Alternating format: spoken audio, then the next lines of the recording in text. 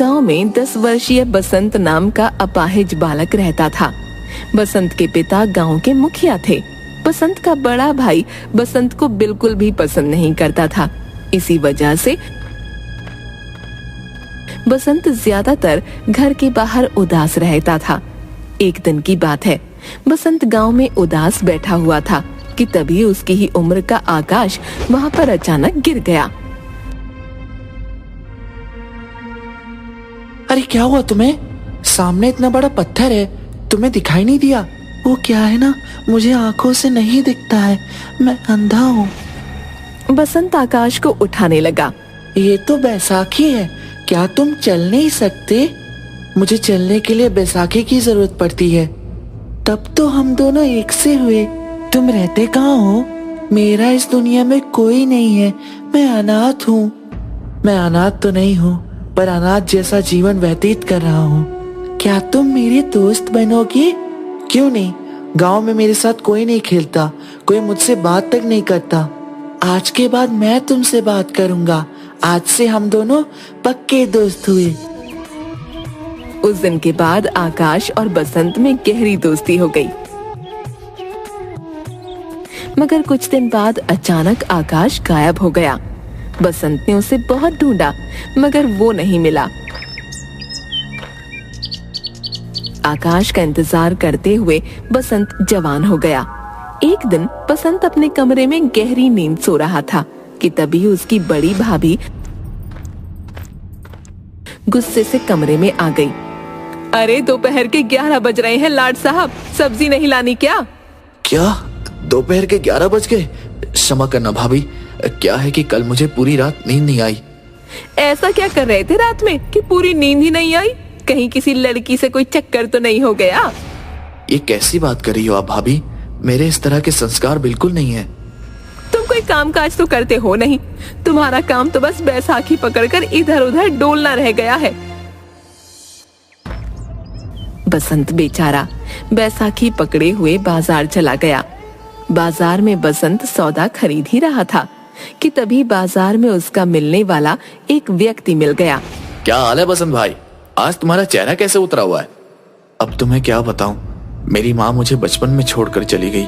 सोचा था जब भैया की शादी हो जाएगी तो भाभी मुझे माँ की तरह प्रेम करेगी, मगर भाभी मुझे अपमान करने का कोई मौका नहीं छोड़ती है। तो तुम इस बात की शिकायत अपने पिता से क्यों नहीं करते? वो तो गांव के मुखिया है, दूसरों की समस्या सुलझाते हैं, क्या अपने घर की समस्या नहीं सुलझा सकते? डरता हूँ, पिताजी मुझसे बहुत प्यार करते हैं। अगर उन्हें मेरे प्रति भाभी के बुरे रवैये का पता लगा तो वो बहुत ज्यादा नाराज हो जाएंगे। आखिर मुझे रहना तो उनके साथ है ना। अच्छा मैं चलता हूँ, नहीं तो भाभी नाराज हो जाएगी।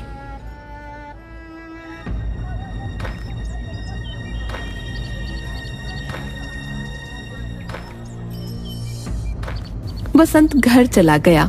बसंत को देखकर बिंदिया आग बबूला हो गई।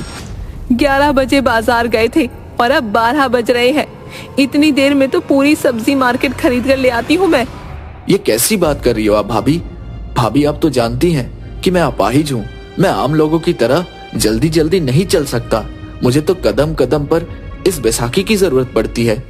जुबान लड़ाता है बदतमीज। इतना कह के बिंदिया ने एक तेज चांटा बसंत के गाल पर मार दिया। तभी बसंत का भाई कल्लना गया। क्या हुआ, इतना नाराज क्यों हो रही हो? तुमने इसे थप्पड़ क्यों मारा?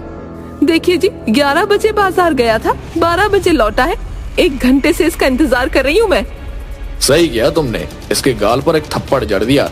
वैसे भी पिताजी ने इसे बहुत ज्यादा सर पर चढ़ा रखा है। बसंत आंखों में आंसू लिए अपने कमरे में बैठ गया। दोपहर में उसे किसी ने खाना भी नहीं दिया। शाम को उसके पिता मुखिया उसके कमरे में आ गए। क्या बात है बसंत, इतने गुमसुम क्यों बैठे हुए हो? पिताजी बस ऐसे ही कुछ सोच रहा था। बसंत, मैं तुम्हारी आंख पढ़ सकता हूँ। तुम्हारी आंखों को देखकर मैं समझ गया कि किसी ने तुमसे कुछ कहा है और तुम भूखे भी लगते हो। मैं क्या करूं पिताजी, भाभी हमेशा मुझसे बगैर किसी बात की झगड़ा करती रहती है। तो तुम इसलिए उदास बैठे हुए हो बसंत? अपनी भाभी की बात पर ज्यादा ध्यान मत दिया करो। पिताजी, मैं उनकी बातों पर ज्यादा ध्यान नहीं देता, मगर आज भाभी ने मुझे बगैर किसी गलती के एक थप्पड़ मार दिया। मुझे उनके थप्पड़ का बुरा भी नहीं लगा। पिताजी, बुरा मुझे इस बात का लगा कि थप्पड़ खाते हुए भैया ने भी देखा, मगर भाभी को डांटने की बजाय उल्टा ही वो मुझे अपमानित करने लगे। कभी कभी मुझे माँ की बहुत याद आती है पिताजी। मुझे तुम्हारी कभी कभी बड़ी चिंता होती है बसंत, कि मेरे बाद पता नहीं तुम्हारा क्या होगा। पता नहीं मेरे जाने के बाद तुम्हारा बड़ा भाई तुम्हें 2 वक्त की रोटी खिला भी पाएगा या नहीं। अगले दिन मुखिया ने अपने दोनों खेत बसंत के नाम कर दिए। इस बारे में बसंत के बड़े भाई को कुछ नहीं पता था, मगर अचानक मुखिया की मौत हो गई। मौत के कुछ दिन बाद मुखिया का दोस्त जगमोहन घर आया। मुझे कहते हुए अच्छा तो नहीं लग रहा, लेकिन मुखिया जी ने मरने से पहले मुझसे कहा था कि ये बात उनके मरने के बाद ही उनके बड़े बेटे को बताई जाए। इतना कहकर जगमोहन ने अपनी जेब से कुछ कागजात निकाल लिए। ये क्या है? मुखिया जी ने अपने दोनों खेत अपने सबसे छोटे बेटे बसंत के नाम कर दिया है। ये क्या कह रहे हो आप? पिताजी ने तो इस बारे में मुझे कभी कुछ बताया ही नहीं। शायद उन्हें लगता था कि उनके मरने के बाद तुम उनके पुत्र बसंत को और ज्यादा परेशान करोगे, इसलिए उन्होंने अपने दोनों खेत अपने छोटे बेटे के नाम कर दिया। हाय हाय, मुझे तो पहले से ही शक था कि पिताजी कुछ ऐसा ही करेंगे। अब तुम सब क्या करोगे? रह गए ना ठन ठन गोपाल सब के सब। अब ये तुम्हारा लंगड़ा भाई तुम पे जिंदगी भर शासन करेगा। ये तुम्हारा पारिवारिक मामला है। लड़ने और झगड़ने की बजाय आपस में बैठकर बातचीत से इस समस्या का समाधान कर लो। इतना बोलकर जगमोहन वहां से चला गया। कल्लन ने बसंत को धक्के देकर घर से निकाल दिया। बसंत बेचारा भूखा प्यासा दूसरे गांव में भटकने लगा। एक रात बसंत भूखा प्यासा जुगियापुर गांव में टहल रहा था कि तभी उसकी नजर एक व्यक्ति पर पड़ी जो घास पर बैठा हुआ भोजन कर रहा था। भोजन को देखकर बसंत के मुंह में पानी आ गया। वो सीधा उस व्यक्ति की ओर चला गया। भैया, क्या मुझे भी कुछ खाने को दोगे? उस व्यक्ति ने उंगलियों से टटोलते हुए एक रोटी का टुकड़ा बसंत को दे दिया। मेरा नाम आकाश है। आकाश? कहीं तुम वो आकाश तो नहीं जो मेरे बचपन के मित्र थे और तुम अचानक गायब हो गए थे? हाँ, मैं वही आकाश हूँ। कहीं तुम बसंत तो नहीं? हाँ, मैं बसंत हूँ। मेरे दोस्त, मैंने तुम्हें कहाँ कहाँ नहीं ढूंढा। तुम कहाँ चले गए थे? अब तुम्हें क्या बताऊं बसंत, गांव के एक व्यक्ति ने मुझे सड़क पार करने का वादा किया और अपनी मोटरसाइकिल के पीछे बिठा लिया और वो मुझे इस गांव से बहुत दूर शहर में छोड़ आया। तब से मैं ऐसे ही भटकता हुआ फिर रहा हूँ और इतने वर्ष बाद आज यहाँ तक लौट आया हूँ। तुम बताओ, तुम यहाँ पर क्या कर रहे हो?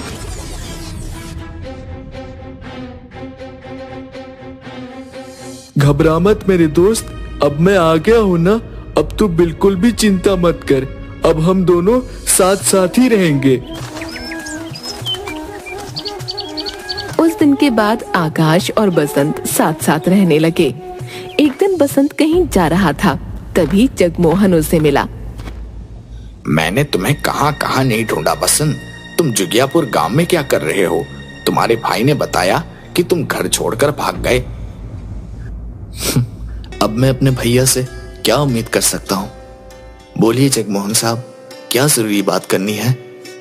बात यह है बसंत कि वसीयत करने से पहले तुम्हारे पिताजी ने तुम्हारा शारीरिक परीक्षण करवाया था। हाँ, मुझे याद है। पिताजी मुझे एक डॉक्टर के यहाँ पर लेके गए थे।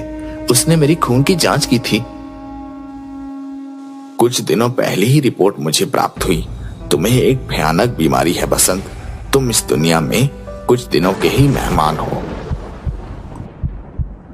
जगमोहन की बात सुनकर बसंत अंदर से हिलकर रह गया। उसकी आंखों से आंसू बहने लगे। कुछ देर बाद बसंत फीकी मुस्कुराहट के साथ बोला, वैसे भी जिंदगी में मुझे कभी सुख तो मिला नहीं। जगमोहन साहब, तो क्या आप मुझे सिर्फ ये बताने के लिए यहाँ पर आए हैं? मैं जानता हूँ बसंत कि तुम्हारे भाई और भाभी का तुम्हारे प्रति व्यवहार कितना बुरा था और उन्होंने कि तुम्हें धोखा देकर घर से बाहर भी निकाल दिया था, लेकिन उन्हें उनके किए की सजा भी मिल चुकी है बसंत। तुम्हारा बड़ा भाई अब सड़क पर आ चुका है और तुम्हारी भाभी सड़कों पर भीख मांगकर गुजारा करती है। मैं इस बात को नहीं मानता वकील साहब। अगर तुम्हें मेरी बात का विश्वास नहीं तो स्वयं अपनी आंखों से देख लो। इतना कह के जगमोहन ने दूर से एक औरत की ओर इशारा कर दिया। उस औरत को देखकर बसंत पूरी तरह से चौंक गया। अरे ये तो भाभी है, तो क्या भैया को कहीं पर काम नहीं मिला? नहीं, क्योंकि तुम्हारा भाई अब अपाहिज हो चुका है तुम्हारी तरह। बसंत, तुम तो कुछ दिनों के ही मेहमान हो, तो क्यों ना तुम अपने दोनों खेत अपने भाई के नाम कर दो। ये बात मैं तुमसे सिर्फ इंसानियत के नाते कह रहा हूँ, बाकी तुम्हारी मर्जी। जगमोहन की बात सुनकर बसंत कुछ सोचता हुआ बोला। मैंने सोच लिया है जगमोहन चाचा, मुझे क्या करना चाहिए। आप घबराओ मत, मैं अपने भैया और भाभी को सड़क पर भीख मांगने नहीं दूंगा, लेकिन उसके बदले मैं आपसे कुछ चाहता हूँ। तुम मुझसे क्या चाहते हो? बसंत जगमोहन के कान में कुछ बताने लगा। अगले दिन आकाश ने देखा कि बसंत नहीं था। आकाश ने बसंत को बहुत ढूंढा, मगर बसंत उसे कहीं नहीं मिला। ऐसे ही कई महीने बीत गए। एक दिन अचानक आकाश किसी कार से टकरा गया। कार से एक व्यक्ति बाहर निकलकर आ गया। अरे तुम्हें चोट तो नहीं आई? नहीं साहब, मुझे कोई चोट नहीं आई। मेरे शरीर को तो हर 5 मिनट बाद किसी न किसी चीज से टकराने की आदत है। मेरा नाम डॉक्टर जोशी है, क्या तुम अंधे हो? जी हाँ डॉक्टर साहब, मैं अंधा हूँ। डॉक्टर आकाश की आंखों को हाथ लगाकर चेक करने लगा। तुम्हारा इलाज संभव हो सकता है। अगर तुम चाहो तो मैं तुम्हारी आंखों की रोशनी वापस लौटा सकता हूँ। ये सुनकर आकाश खुशी से झूम उठा। क्या वाकई देख सकता हूँ डॉक्टर साहब? हाँ, तुम देख सकते हो, आओ मेरे साथ। डॉक्टर आकाश को एक अस्पताल में लेकर आ गया। कुछ ही महीनों में आकाश को दिखाई देने लगा। ये लो आकाश, 10 लाख रुपए। अब तुम्हें सड़कों पर भीख मांगने की जरूरत नहीं है। आकाश ने उन 10 लाख रुपए का खाद का काम शुरू किया। कुछ ही समय में आकाश पैसों में खेलने लगा। अब वो एक बहुत अमीर व्यक्ति बन चुका था। कुछ सालों बाद आकाश डॉक्टर के घर पर आया। मैं भी तुमसे ही मिलना चाहता था आकाश। दरअसल मैं तुम्हें कुछ देना चाहता था। मैं आपको कुछ लौटाने आया हूँ। इतना कहकर आकाश ने 10 लाख रुपए डॉक्टर को दे दिए। मैं आपका एहसान जिंदगी भर नहीं भूलूंगा डॉक्टर साहब।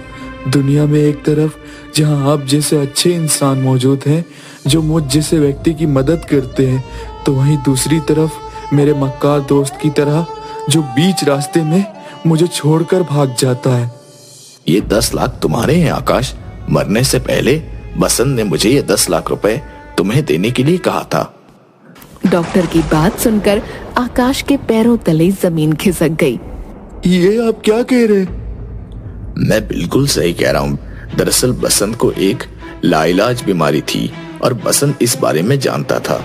मरने से पहले 10 लाख रुपए उसने मुझे तुम्हें देने के लिए कहा था। उसने मुझसे ये कहा था कि मेरे दोस्त से कहना कि मैं उससे आखिरी बार इसलिए नहीं मिल सका कि वो मेरे जाने की बात सुनकर दुखी ना हो जाए।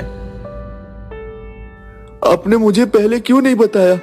मैं उसके बारे में पता नहीं क्या क्या सोचता रहता था, और वो जाते जाते मेरे ऊपर इतना बड़ा उपकार करके गया। मैं उसका उपकार का बदला कैसे चुकाऊंगा? मैं तो अब उससे मिल भी नहीं सकता। अपने आप को संभालो आकाश। बसंत तुम्हारे साथ हमेशा रहेगा, और ये मेरे शब्द नहीं बल्कि बसंत के शब्द हैं कि वो तुम्हारा साथ हमेशा रहेगा। झूठ बोलता था। अगर ऐसी बात है तो फिर मुझे छोड़कर क्यों गया? आकाश, तुम जिन आंखों से आज इस संसार को देख रहे हो वो और किसी की नहीं बल्कि तुम्हारे दोस्त बसंत की आंखें हैं। मरने से पहले उसने तुम्हें दान कर दी थी। तुम उसकी ही आंखों से अब इस दुनिया को देखोगे। आकाश नम आंखों से वहां से चला गया। आकाश आज भी अपने दोस्त बसंत को याद करता है।